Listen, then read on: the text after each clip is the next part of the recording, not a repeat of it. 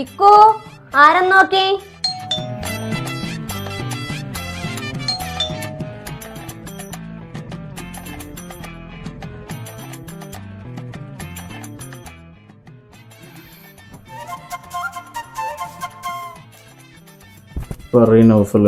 കാക്ക നിങ്ങളൊരു പെണ്ണിനെ അടിച്ചോണ്ട് വന്നിട്ട് വീട്ടിനകത്ത് എന്തോ പരിപാടി? നിങ്ങൾ കഥ ഉറക്കി.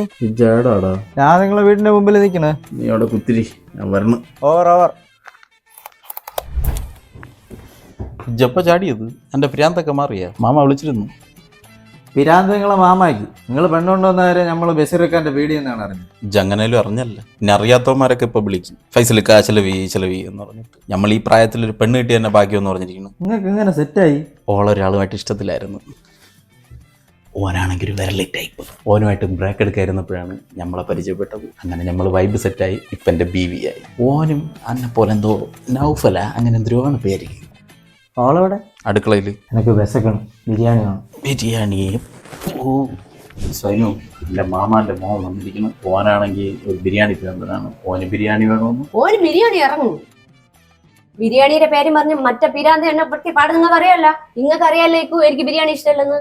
ഓനടുത്ത് പുറത്തു പോയി കഴിക്കാൻ പറ. എനിക്ക് ബിരിയാണി എന്ന് കേൾക്കണതേ മറ്റേ പിരാന്തന്റെ മുഖമാണ് ഓർമ്മ പറഞ്ഞത്. പൈസലാക്കാ നമ്മള് പോണ്. നൗഫലെ ഇരിക്കി, ഞാൻ വരണം. ഓൻ എന്തെങ്കിലും കഴിക്കാൻ കൊടുത്തില്ലെങ്കിൽ ഓൻ നാട്ടിൽ മൊത്തം പറയും വീട്ടിൽ വന്നിട്ട് ഒന്നും കൊടുത്തില്ല. നൗഫലെ എജ്ജുകളെ കണ്ടിട്ടില്ലല്ലോ, ഒന്ന് കണ്ടിട്ട് പോയിരിക്കും. നൗഫലെ ഇഫ്താറിൽ പോയി കഴിക്കുക, അവിടുത്തെ റൈസ് കൊള്ളൂല.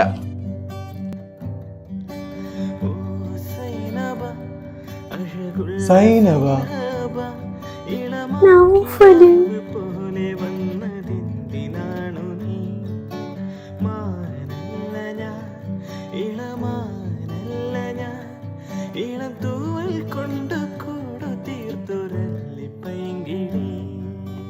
നൗഫലെ ഇതാണ്ട എൻ്റെ BV സൈനബ.